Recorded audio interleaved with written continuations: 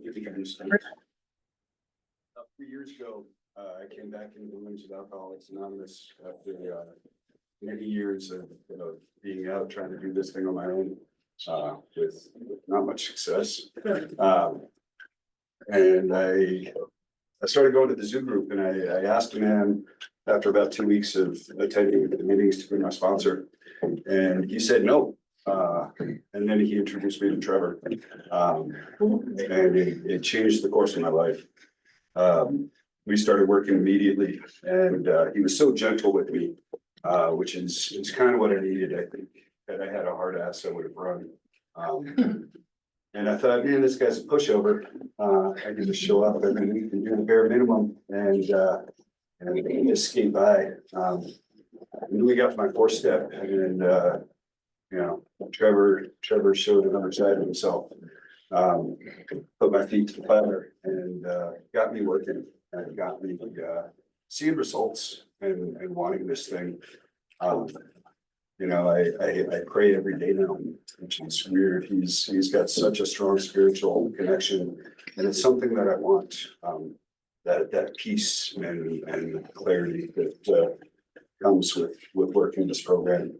I'm really excited to hear what he has to say today. And here's Trevor. Thanks, Mike.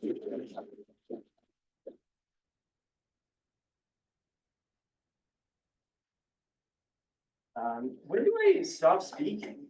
55. Okay, I am gonna take a second just to put a time on it, so I can stay focused.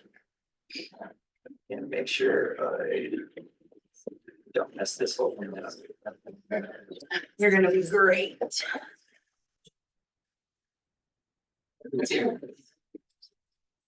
All right.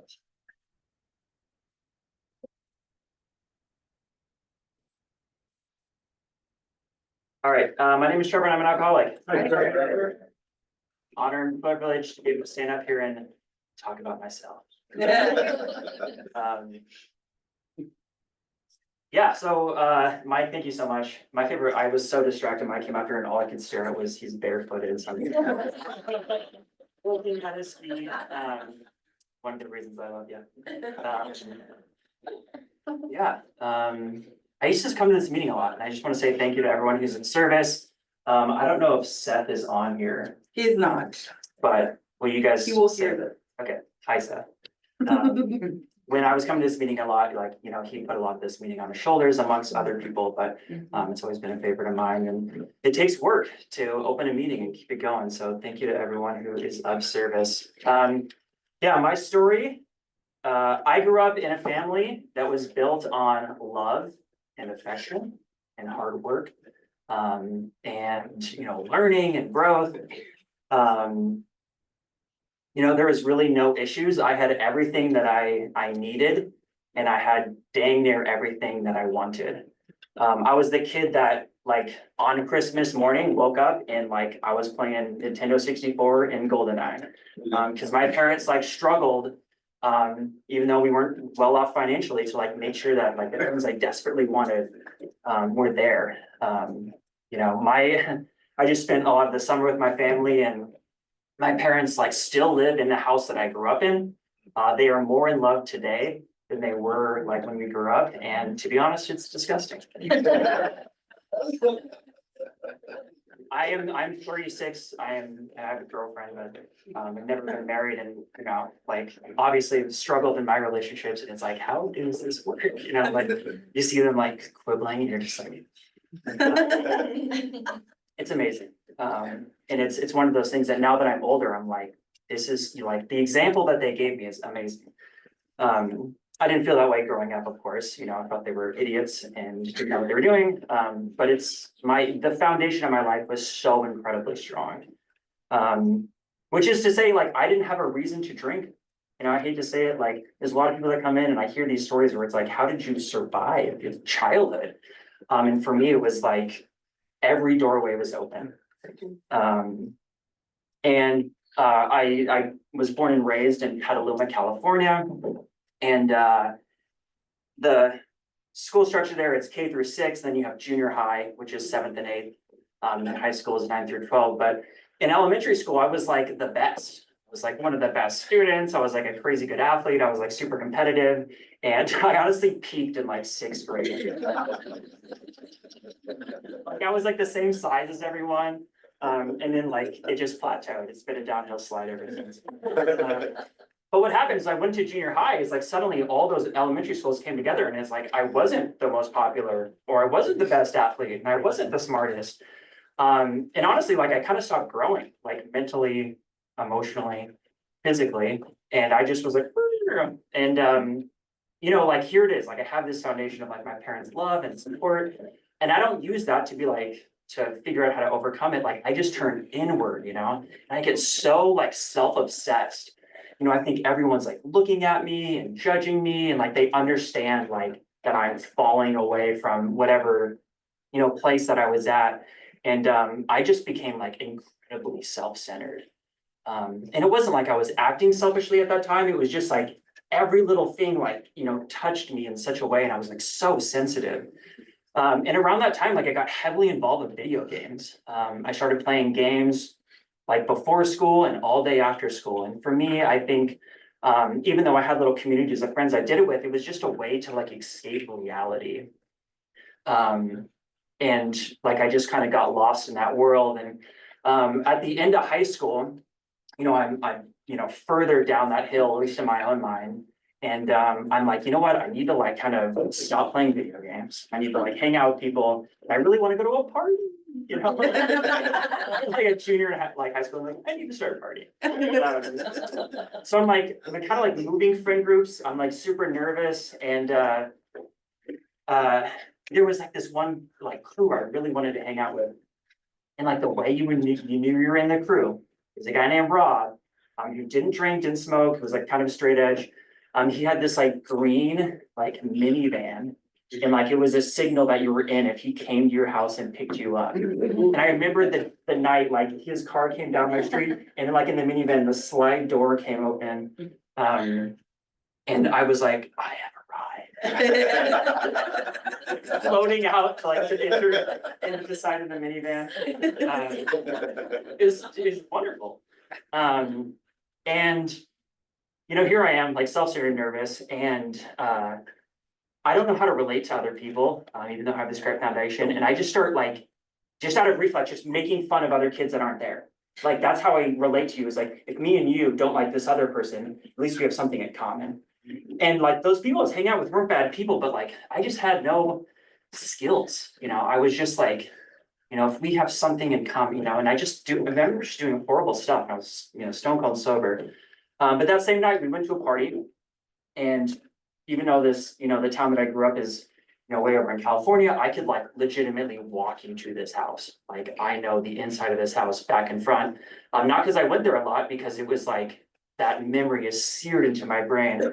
Part of town I didn't really spend a lot of time in, but we get there, we open the door and there's like a long hallway, and like you could like hear the party. Like once you open the door, and we're like walking down the hallway, and there's just like tons of people. A lot of people I didn't know, a lot of kids that were seniors, so I was like incredibly nervous. And there was like a raised kind of like dining area to the left, and there's like a sunken living room. It was a super cool house. And like in the dining room was like a table, and it was just full of hard alcohol. And growing up in California, there's a lot of 7-Elevens. And when you're a kid growing up at a 7-Eleven, all you do is you take your little Slurpee cup and you just mix every flavor, and it's like delicious, like no matter what you do. And so that was like my thing. I grabbed like a tall glass and was just pouring everything in. And you know, even though I can distinctly remember the house, like the last memory I have is like tilting that thing up.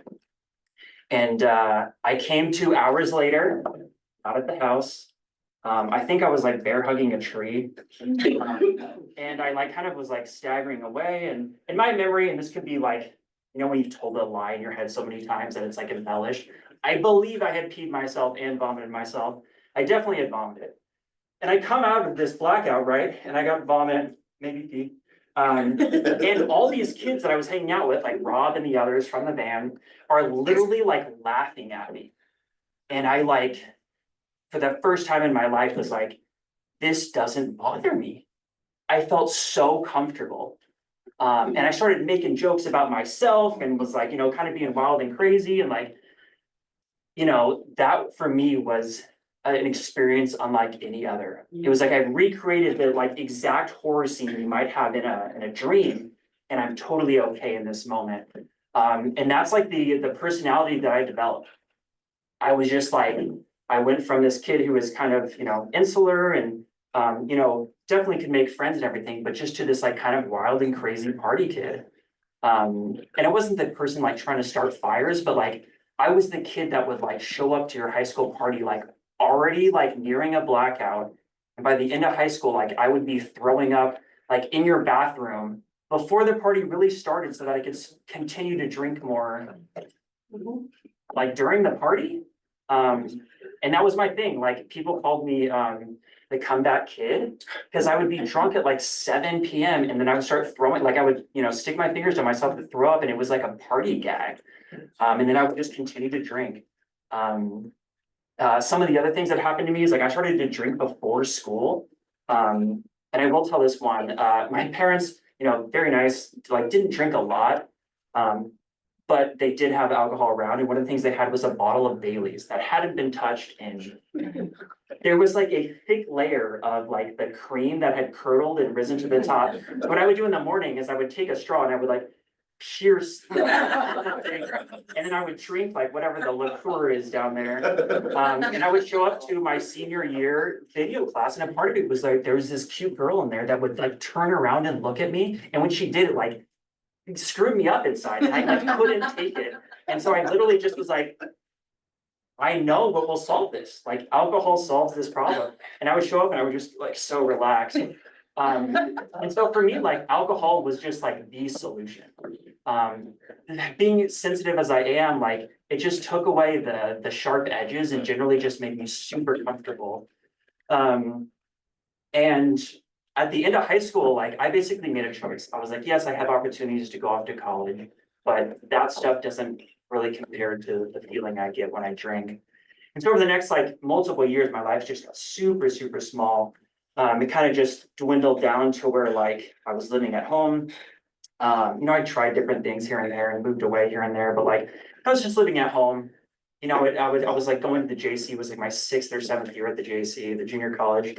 And you know, I would just be like drinking on the way over there. And then like my bank account was getting so low that I remember like having to like price out alcohol, like in my brain of like, all right, I'm gonna go down to the river tonight to drink. And I would like walk down to the 7-Eleven, I would get like 2 Mickey's 40s. And I would literally just go to this like a river. It's like technically a slough, it's gross. And I would just like hang out there and play music super loud in my headphones and like think I like ruled the world. And I was just like, I was literally like in an alley drinking by myself. But it felt like, you cannot contain me, you know. It was bizarre, but that's just like how I felt. So anyway, that cycle just continues. And I find this group of friends, like it's like 2 of us. Our junior college schedules, like you go to school Monday through Thursday, you're off Thursday. So Thursday night was like drinking night. We just started to drink just insane amounts of alcohol, and just act as you do when you're on alcohol. But we had this house that we stayed at, so you know, not a lot of trouble going on, just like, you know, shenanigans. And eventually I get sick of it, right? I'm like, this is a lot. I don't know anything about 12-step programs, don't really know anyone in my family who's there, but I like need something else. Like I'm getting really depressed, and like, you know, I can just see my life. I'm like, is this it? And I decide to take a spiritual solution to alcoholism, right? But my brain is pretty addled at this time. I'm 21 or 22, and I decide to take just like a phenomenal amount of psilocybin mushrooms to speak directly with the creator. And I planned it. I went to the forest. I was like, I'm gonna, you know, go out and buy. And I remember like before I ate them, I remember saying like distinctly, like, please let me have whatever experience I need in order to evolve as a spiritual person. Within 4 hours, I was in the back of a police car, handcuffed. And that's really like where I was at that time. In the intervening hours, something had snapped in my brain. I got back in that car that I'd driven out to the forest in, and I was driving on sidewalks. I was driving in the wrong lane. I was running red lights. I eventually made it somehow like 25 miles down the road, and I hit 2 vehicles. Found out later, one of the people in that car was 9 months pregnant. And like fled and got arrested. And the weird thing is like California, like, I guess doesn't understand drugs. They're like, oh yeah, you weren't like drinking, so like you gotta go through this whole other court system. And anyway, it took me like a year to get to an actual court to like work through everything that had gone on. And during that time, like I made the commitment, like I'm not gonna drink, like it's over. Like I realized like drinking, drugs, whatever, isn't my thing. And when I go to my first court date, the lady looks at my sheet. She's like, what the hell is this? She's like, we have to postpone this, we'll meet. And one of the things she told me when we met, like before my next court date, was like, here's this sheet. You need to go to as many Narcotics Anonymous meetings as you can in the interim. And so I went to a few meetings. And one of the things that I would do, right, is I would show up right at the end, like right at the start of the meeting, I'd sit in the back and like, I just wasn't there at all. You know, what they were talking about in those meetings was just so far beyond like where I was at. And I remember I remember one distinct story that I'm not gonna share, but like, I just couldn't understand why you'd wanna go through those things sober. It was like, why are you talking about this? And why is everyone like so stoked that you're going through this horrific thing like sober? It just didn't make sense. And so during that month that I was supposed to go to like 30 meetings, I went to 5. And like the lawyers and like the judge and my public defender was like, you know, you know, because of that, like I spent some time in jail, which for a body like this, not. This is my favorite joke. It's more of a ragdoll situation. But that's where I was, and they even offered me work release where it's like you don't go to jail, but you show up and you do 8 hours of work. I got kicked out of that. I refused to wear pants. Tried to wear pants. I refused. I was just wild. And I remember like when I got booked into jail, like you have your little ID card. They cited where I went to jail. And I remember looking at him like, that person on there looks fucking crazy. Like just crazy eyes. I'm like, that's good because like, I don't want to get messed with and maybe I can like show him it and like, it'll deflect. And I didn't realize at the time that like, I was crazy. So anyway, I get out of jail and I just try to do it on my own. You know, I'm like, I've been to a few meetings. I will be fine. And this starts like the cycle of about 15 months of just constantly like being that guy, you know, at the meeting who's not getting it. I'd show up and people would say, hey, you should get a sponsor. You should get the book Alcoholics Anonymous. You should work the steps in the book with the sponsor. You should get a home group. You should get a service position. You consider like giving back in whatever way you can, whether that's, you know, service to your home group or elsewhere. And I would get the coffee commitment and that would keep me sober for 30 days or whatever. And then I would drink. And then whoever knows how long I would come back and then I would get the coffee position again. And then I would get a sponsor who wouldn't meet with me or I would meet with them, you know, and I went through this cycle of like, you know, just dipping the toe in, but never doing everything. And nothing worked. I did a thorough 4th and 5th step during that time, like literally said everything. Even the one secret that I swore I would never tell anyone, I did that during this phase. And I drank after that. And a part of it is like, I just stopped working the steps. I never did 6 and 7, never did 8 and 9, never, you know, grinded through 10, 11 and 12, made that a daily practice. Like I gave up on the steps. And even though I had gotten that secret off my chest, I was still screwed. And those were really surprising experiences for me. I was like convinced that like, you know, I could find a different way, you know, I could find that easier, softer way. And so strangely enough through this time, I transferred to a different school. I'm going to a university at this point. I'm 25 and I'm a junior. So, you know, a little bit of leeway there.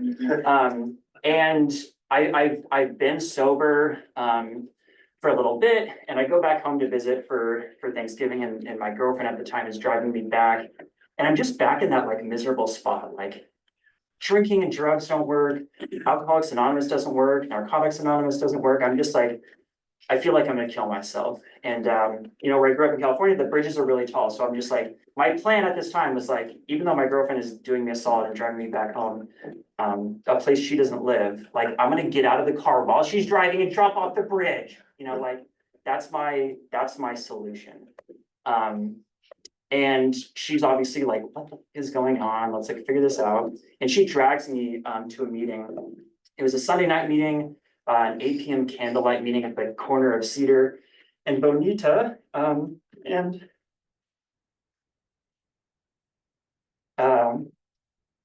that meeting always just gives me the feels. I have no idea what took place at that meeting. I didn't get a sponsor there, but I just remember like something was changing. And I decided like moving forward, like I'm gonna do everything. I'm gonna get the sponsor, I'm gonna get the book, or reuse the 8 books I probably have. And I'm gonna start working the steps and I'm gonna give it my all. Cause like after that, I'm like, you know what, I can die, that'll be fine. Later that week on a Thursday, I was at a meeting, I was going to multiple meetings a week. You know, in California, it's pretty popular, you know, like, are you in your first 30 days? So I was doing that thing, I'd be like, oh, fill alcoholic. And this guy, like, according to me, like, comes crashing across these tables after the meeting and chairs to like hang out with me and talk to me. His name is Daniel. Me and Daniel talked for a while and he ended up becoming my sponsor. And I just remember being like, you know what, no matter what, I'm gonna meet with this guy every week. I'm gonna work the steps and we'll see what happens. And so like, as I start to work with him, kind of sort things out, I decide that I went to that Sunday meeting. I decided the next day is gonna be what I refer to as my spirituality date. It's what I consider my sober date, November 18th, 2013. And I'm just like, that's the date where I woke up committed to living a spiritual life and doing it sober. I had been sober for a couple months before that, but just being a complete, you know, selfish idiot, you know? And whether I'm drinking or not, to me, no longer matters. It's really about like, what am I doing for my spiritual life? Am I thinking about other people? Am I thinking about God? If I'm doing those things, then I'm right. And that's super important to me personally. And I kind of given up the sobriety card at that point. Like I've relapsed so many times, it's like, you know, I don't really get to do that. And so we start working the steps and I am like committed. I'm like Mr. AA within like a month. I'm going to like 70 meetings a week. I have like 5 service positions, you know, I'm like figuring out what agenda topics are, and, you know, going to the meeting before and after the meeting, and, you know, I'm trying to figure out all the acronyms and this is like the turning point for me. Is like, here I am, I'm about a month sober, I'm like dedicated. I'm doing all of the things. I have the home groups now, I have the sponsor, I have the book, you know, we're going through the steps. And that same girlfriend, right, that essentially saved my life, took me to a meeting when I couldn't get there. She, you know, texted me one day or called me or whatever, she's like, we need to talk. And it was like, and I'm like a month sober. She comes to my house with a stack of paper that she had printed out. And it was all of the correspondence between me and an ex-girlfriend that I had done on my current girlfriend's computer via email. I don't know if you've ever seen black and white nudes, like on an 8x11, it's not sexy. And it was mortifying. It was like, she was there with another super close friend and she, you know, they were just like, what the fuck is going on? And that to me is like how I operate, right? It's like, you have done everything for me. You took me to a meeting when I couldn't, you like saved my life, and like, you know, I am trying to live a spiritual life and all I know is how to, like, all I'm doing is cheating on you. Like that's who I am. So the other weird thing about this story is it helped me realize that I was unmanageable. My life was unmanageable because when she opened the door, and I don't know why this stands out, it's probably incredibly selfish, but I was wearing like black basketball shorts and like a really heavy pea coat. And for whatever reason, I was just like, this is like just a bizarre combination. To be going through this, like, you know, when you're just like standing there, like taking a beating that you totally deserve and you're like, just looking, you know, it's just like, things are just so incredibly odd. And I rallied like with my AA guys, like I had a couple of guys that I'd gotten close to and like I just called them up and they split me up and I spent like a week at this guy's house. Just kind of like trying to not drink a day at a time and I feel like I've already gotten teary enough and like the next part is the worst. Anyway, I come back to my house. It's like a week later. I've stayed sober. I've gone to a ton of meetings. I'm really trying to, you know, talking to my sponsor and I'm back in my parents' house.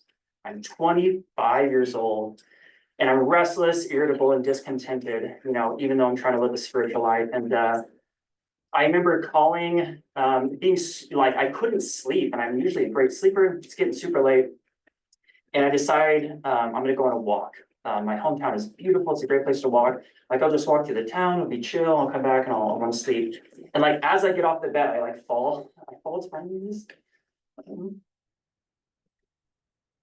And I essentially surrendered. And by surrender, I had like a super rambly, like 5-minute like check-in with God. And I did not believe in God at this point, like vehemently anti-God. But I was just like, I give up. I'm done. Like I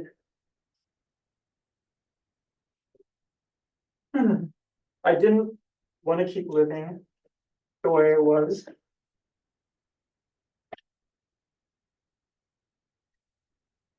So, I got up and I called my sponsor. I think it was like 11:30 call. He answered, which was dope.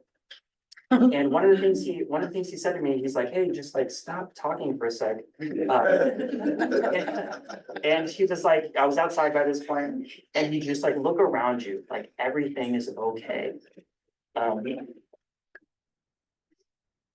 it was a super pretty night. Thank you so much. I should have brought my own. I'm like a crier. This is totally normal. The normal Sunday. It was a beautiful night, and it was like the weird thing where like I had all this turmoil going on inside, right? But like the world is okay. Like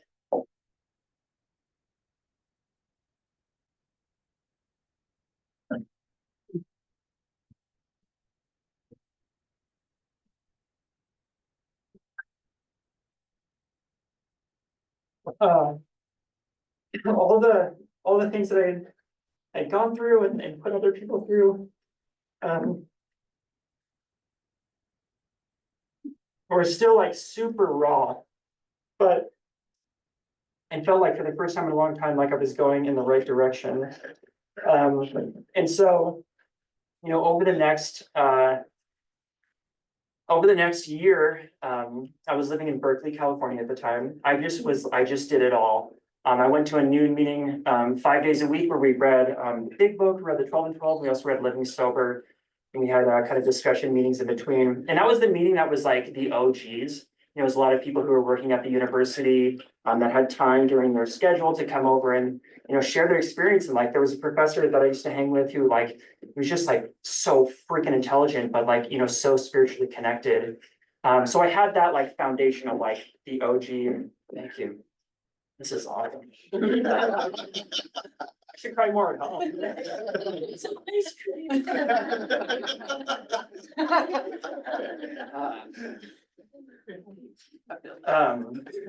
Yeah, so I had that like, you know, people with experience telling me how it is. And then I had like the nighttime meetings in Berkeley and Oakland, which were just like wild, you know, just like more than I wanted to experience a lot of times. And just a lot of people who are like new in recovery, just like figuring it out and like going through all the like pangs and, you know, despair that happens. And then also just all the great experiences, but just like a lot of energy. And so it's like I had my young people and I had my olds, and it was a wonderful combination because you know, like when people at the young people's meeting would recommend doing things, and I'm like, man, I feel like they say the opposite thing at that other meeting. I had like the balance of power. And yeah, I fell like completely in love with AA. I will say that, you know, my experience with the steps, was super challenging. I had that like white light, whatever burning bush moment, like in my room and talking to my sponsor.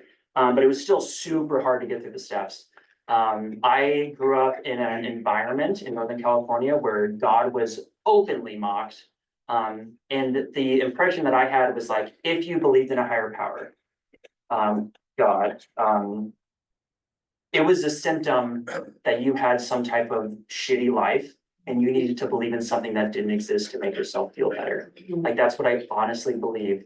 And so when I was getting into the second step, it was a challenge. And one of the things that, you know, one of the important meetings I had with my sponsor is we're sitting out in front of a Starbucks in his truck.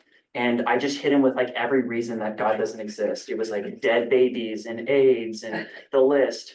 And he's just like, how is that mentality working out for you right now? And that, for whatever reason, was like, all right, well, it helps me just see that, like, you know, perspective plays a huge role. And yes, there are terrible, awful things that go on, and there's an incredible amount of beautiful things that often don't get mentioned, or don't get the same kind of voice that some of the bad things do.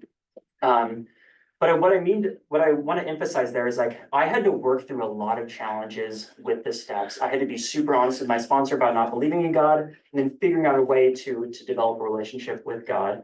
And for me, that was something that I only really experience when I go through tough times. Because I had seen like enough of my past, like, oh man, when tough thing comes up, like Trevor drinks and messes it up. And I started to see like, oh, like, showing up consistently, you know, being responsible at a home group, starting to sponsor other people. Like those were the things that were like getting me through.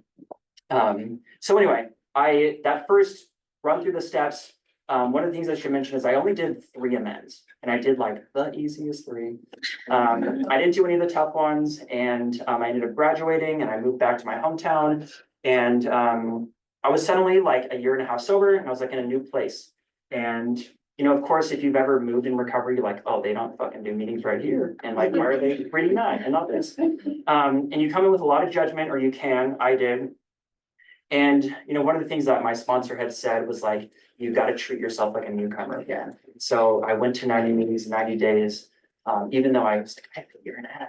And I got a new home group. I got a new service position, and I found a new sponsor in that new place. And I started working the steps over again with that sponsor. And you know, similar to kind of when I rough talk Mike, you can tell how hard I am.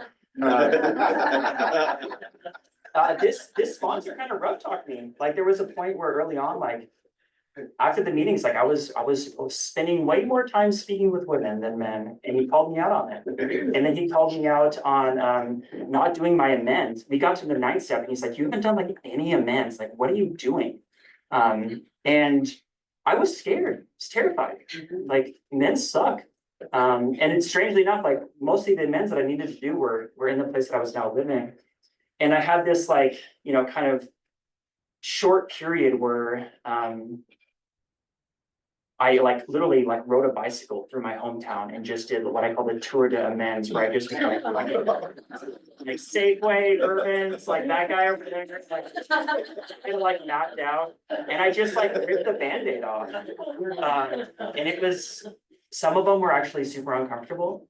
Other ones were like, dude, you stole a pair of underwear from this TJ Maxx like 10 years ago. Like, why don't you donate to a charity? And I was like, right. And other ones were like, give us the money right now and like never come back. And then the other ones, you know, the more emotional ones when it comes to people, I didn't get the chance to make amends to the people that I hit in those vehicles. I reached out multiple times. I followed my sponsor's guidership on it. One of the people that I hit has said they would do it and they never showed up. And then the people, especially the woman who's 9 months pregnant, just never returned. That was a shocking thing for me because I was like, I'm gonna feel better after doing this. And that never happened. And it's probably for the best, but it's just one of those strange, like spiritual things that happen where you're like so certain something's gonna happen, you're gonna have this specific result, and then the opposite happens, and then you just have to be like, oh yeah, like this isn't about me and what I want.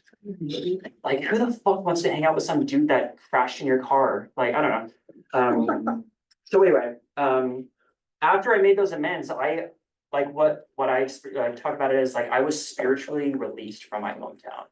I lived like in and around there for about 27 years at this point.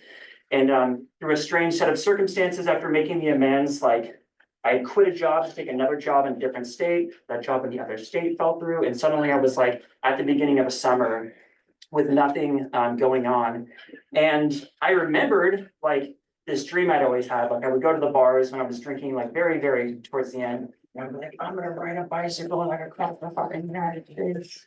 And 2.5 years into sobriety, I rode a bicycle from Oregon to Virginia. And I say that mostly to brag, for sure. But the other thing is like, I did it alone.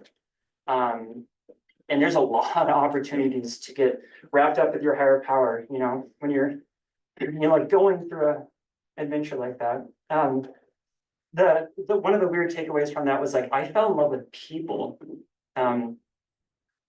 I recognize I have like so much privilege, like white kid, you know, like, you know, non-threatening looking. But I would roll into these towns and like people would just come up to me and like, do you want to stay at our house? Like, I'm making dinner. And I just realized like there's so many people out there that like, you know, they don't make the headlines, but they do beautiful things. And it helped balance that like the dead baby side of like my mentality of like, look at all these awful things. And it was like, look at this person in Houston, Missouri, that's going out of their way to make me a cappuccino and like sit in their backyard with a complete stranger. So that was like a really healing kind of trip. But because of that, like I found Missoula, unfortunately for everyone that was born here. I moved here. After I finished the trip, I went to Rhode Island, spent some time with some friends, and I took a Greyhound bus from Providence, Rhode Island to Missoula, Montana. 3 days, and which seemed fast when you biked. But the funniest thing was like I was kind of alone for a lot of it, but then like these people would get on the bus and they had like the same outfit on with these big mesh bags, and I finally after a while, like day 2, I was like, what's going on? Like, and they're just all people getting out of prison. And I guess you get like a $50 Greyhound bus. It was just like me with all my bike shit and like people getting out of prison, just like moving throughout the country. So I came here and it was the same thing, right? It's like, I'm in a new environment. I had no family here. It wasn't like I knew Missoula beforehand.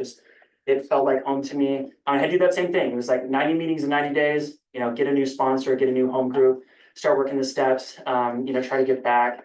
And yeah, super fortunately, you know, just like crazy spiritual stuff where it's like, you get off a Greyhound bus after 3 days, and I walked to someone who was gonna host me up at like literally 2 blocks from here on Burn Street. And the next morning I got up and I walked across town and I found an apartment. I was working within a month. There's just like all those things coming together. And I found a new sponsor at the Noon Group. A guy named Scott, if you're familiar with tall, bald, Scott, runner, Scott. And yeah, we just, you know, started to work through the steps, and that process of going through the steps is very similar. It was like I just looked at the things that I hadn't really dug deeply into and got deeper into them. You know, I'll start wrapping up my share just by saying like, for me, what like AA has become is how can I live a spiritual life? For me, it's not so much about sobriety. Like, of course, I have to be sober to even approach spirituality. But if I'm just sober without the spirituality, things are going to work out very well. And so like at every point in my sobriety, I've tried to figure out like, how can I be more spiritual?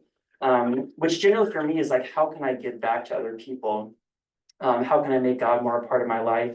And so over the last couple of years, like I've been very fortunate to be at the same home group. And I've been able to like have district level commitments. You know, I went from like being a GSR at my home group to having a district position and like figuring out like looking into the area assembly and going there as a representative, and then like learning about not only the steps, which are fantastic and have changed my life, but like what are the traditions and why are they important and why do they exist and like what does that mean for like me and my home group and my life, and then like starting to bring some of that wisdom in. And then like, you know, a little bit with the concepts, like I'm still, I should know more about the concepts than I do, but there's still a lot of stuff in the concepts that I have found incredibly helpful throughout my sobriety. And one of the things that I think is really important is that one of the things the concepts talks about is like, if you're like, ideally a trusted servant not only has the experience essentially to do something or the willingness to get there, but they also have the time to do it. And I've been in a lot of service positions where someone like out of a whim will be like, I'll do this incredibly complicated, hard thing that I don't have the time for. And they don't do it because they can't, or they don't have the time to, which is totally fine.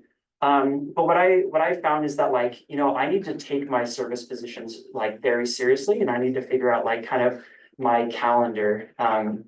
So like for me right now, what life looks like is like I sponsor 2 men. We meet every single week, discuss, you know, whatever they're doing in the steps, or, you know, we read literature. I really like language of the heart and reading some of the other AA histories. And then I also meet with my sponsor every week. You know, that's something that hasn't changed. I was hoping we'd go to like a bi-monthly. I still got a lot of work to do. But one of the things that has changed drastically from like the person I was at the beginning of my program was that like over the last 2 years, like a part of my spiritual approach has been my return to grad school to become a certified teacher. And like that experience was like alarming because it took me so far away from AA. About 2 years ago, I switched jobs. So I was basically a one-on-one support staff member for students with special needs at the high school level. And I moved into teaching, but I was teaching under a provisional license, which is like a fancy way of saying like you have no idea what you're doing. You're theoretically learning what to do when you go home at night. So I was, you know, a full-time teacher, having really no, you know, real understanding of what I was doing. And then at night and on the weekends, I was, you know, doing full-time grad school as well. And so my spiritual approach had to change a lot, you know, instead of being like the guy at all the meetings and sharing and then I sponsored a ton of people, it's like, it's changed. And my spiritual approach is very much about 10, 11, and 12. So what my routine looks like right now is I wake up in the morning, I read a couple pages, you know, I hit the classics like 86 to 88 for a few months, and then I'll go to 60 to 63. And the pages that I'm reading are just like kind of geared towards whatever I'm going through. Like if I'm super caught up in self, like I'll read those pages that, you know, discuss selfishness in the 3rd step. And if I kind of need to look at what's going on in my life on a daily basis, I'll be kind of be in that 86 to 88 range, kind of taking more inventory. So after I read, I do what's called a debits and credits list. I write debits on one side of a page, I write credits on the other, and then in the middle I write the date. And then I write the debits is like the good things that have happened over the last 24 hours. And on the right side is like the credits, things that maybe I took away from an experience. And when I write a credit, I always write the thing that motivated it, which has been so helpful. So instead of just writing like, I yelled at Stanley, I write, I yelled at Stanley, and then underneath it, I was like, oh, I was frightened. You know, I was like being inconsiderate, or I was self-centered or selfish or dishonest. And just those, like, I just use those 5 keywords, help me realize like what's motivating. Because like me yelling at Stanley, could be motivated by 10 different things. And it's super important for me to realize like, what's the underlying cause and how do I like get at the root of that and fix that so I'm not yelling at Stanley. And then after I go through that process, I pray and I meditate. So what my prayer looks like is me and my sponsor call it our cheat sheet, but I have quotes from the big book. There's some fantastic quotes for resentments, for fears, and for the sexual ideal in the big book. And I literally have those written out. So I have the resentment one. And underneath the resentment, like kind of prayer, I write all the people I'm resentful at. So I say the prayer, I think about the people, and then I usually say the prayer again. And then I do the same thing with fears. You know, God, please remove this fear, direct my attention to what you would have me to be. And then I just list all my prayers. And for me, like right now, what I'm going through is just a lot of self-centered fear. You know, I'm not really like super stressed on resentments. It's a lot of like, oh, I have this job where I have to communicate with all these people. And when you have to have hard conversations, it's so awkward for me. And all those like initial feelings, right, come up and, you know, I don't know what to do with it. So I need to have God help me through those situations. So I pray for those fears. And then, just for the sexual ideal, I just have this kind of generic quote that talks about, I read this yesterday for the first time. It says, you pray for a sane ideal. And I was like, oh, because the ideal that comes to my head, like first thought, is insane, you know? And I was just like, oh, that's, yeah. And the cool thing is like, that some of the people that have sponsored, just through them going through the steps has really helped me with that.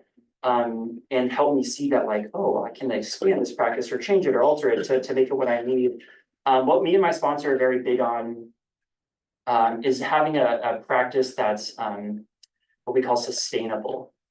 So in the book, there's parts where it talks about get up in the morning and do this, and at night do this. I choose not to do that. What I do is a practice in the morning. So when I do all those things, I do it in the morning.